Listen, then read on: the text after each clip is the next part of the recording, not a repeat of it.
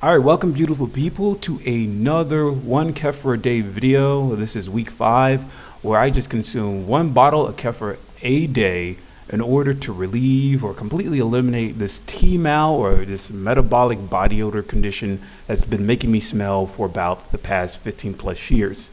So there's several things I did this week. One of the things I did is I actually signed up for a gym because I wanted to be around people sweating to know whether or not if I do smell. And I could either choose LA Fitness or this hole in the wall gym called US One Fitness that's right next to a supermarket that I usually frequent. And I decided to go to the hole in the wall because it's a lot cheaper. When you go to LA Fitness, they make you pay like $34.99 for a month. And that sounds okay-ish, but there's an initiation fee that's like $100. I was like, I'm not doing that shit. So I was like, okay, let me go to the hole in the wall.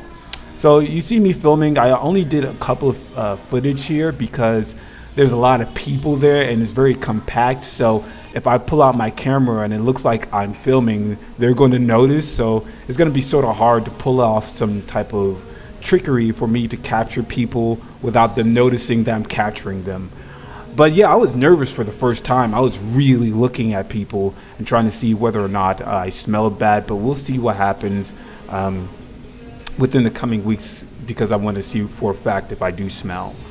But other than that, on a Saturday I went to the Museum of Science. I went all the way to Fort Lauderdale, which is about like 30 something minutes away from me, and went to a Museum of Science. And this is pretty much similar to what I did last week. I went to a museum of science, or a museum that's related to science.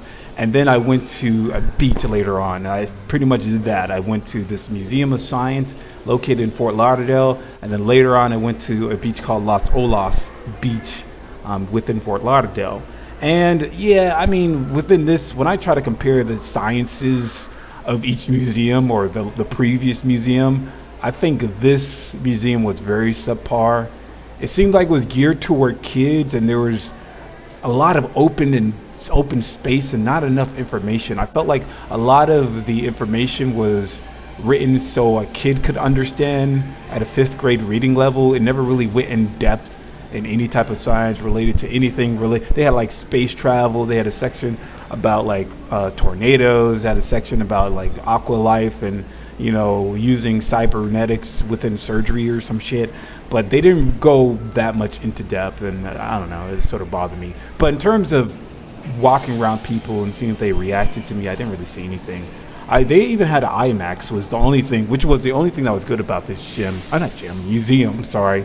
I'm confusing different facilities.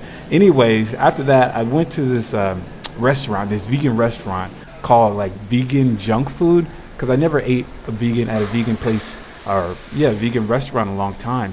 So I wanted to just order like a burger and chips or a burger and some fries, and I did, but that shit cost like $22.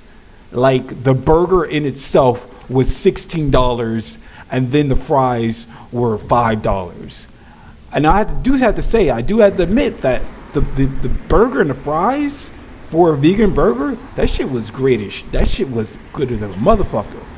But it wasn't a $16 worth gooder than a motherfucker burger. At least maybe if I had to get it on the high end, if it had to be really expensive, I would say at max it should be like $7.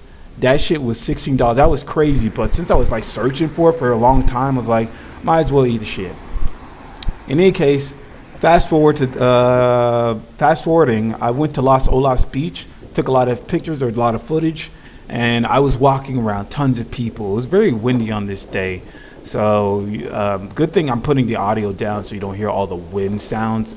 But it was very windy, even though the footage, or at least the initial footage, is not doing it justice. And I was walking past a number of people for like an hour straight. And being there, just walking around people and walking past people and people walking past me and I didn't hear anything, it really made me feel normal as hell.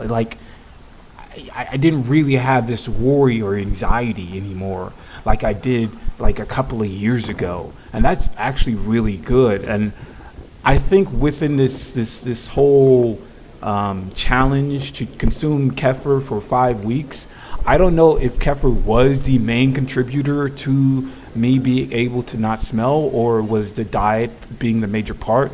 But nonetheless, I will say that it did force me to get out and be around people, and by doing so, I've noticed that I don't smell as bad as I thought I did. And that's a great thing to know. It's great to know that I didn't smell as bad as I do smell. And maybe I don't smell at all. Or maybe I do smell, but it's bearable to the point that people are not going to really make mention of it. Even then, if that is the case, if it is the latter point that I do smell, but it's bearable, it still gives me this confidence that I can pretty much live a normal life. Just go to a beach or go to any public setting. I've been doing it for the last 5 weeks, and every now and then I felt uncomfortable, or I felt like someone would make mention of my odor. But overall, like 80 to 90% of the time, I didn't feel that way. I felt like a normal human being who just walking down the street in a public setting. A certain idea or a certain mindset I never really had for years, because I'm always was scared and anxious. But now I don't really have that. I get a little bit anxiety, but not as much. That's why the ultimate test is to go to the gym and determine whether or not I smell, because even within these outings that I do, it's great. But one of the problems is, like, if you do smell, let's say you go in a public setting, somebody's walking, they smell like booty or whatever. Okay, you're not really going to say anything because you're only going to meet this person once. But if you have to be at the same place in the same time, like in a gym, this booty smelling person keeps walking up in the gym and sweating, and every time he sweats he smells like extra booty juice. Like, you're going to feel a type of way, and you're going to show it in your body language or in your face. So that's why it's really important to go to a place that's going to be in the same place, and we're going to be around the same people, and then I will recognize whether or not if they're uncomfortable with my presence, and that will give me a better indication of if I smell bad or not. Because just walking past people and you smell like booty juice, like they're like, man, this guy smells like booty juice. But they'll say it from a distance so they can hear you talk shit. You know what I'm saying? But overall, like, I feel really good, and hopefully I don't smell like booty juice. Hopefully within the past couple of weeks when I'm going to go to the gym, I don't have any reaction from anybody. But that's just me being hopeful. In any case, I'm going to end it right here, and then you can just look at my stuff, or chronometer. All right, what's going on, beautiful people? Another day at chronometer, looking at all the food I ate from the 18th all the way to the 24th of April. So let's go over the many things I typically eat.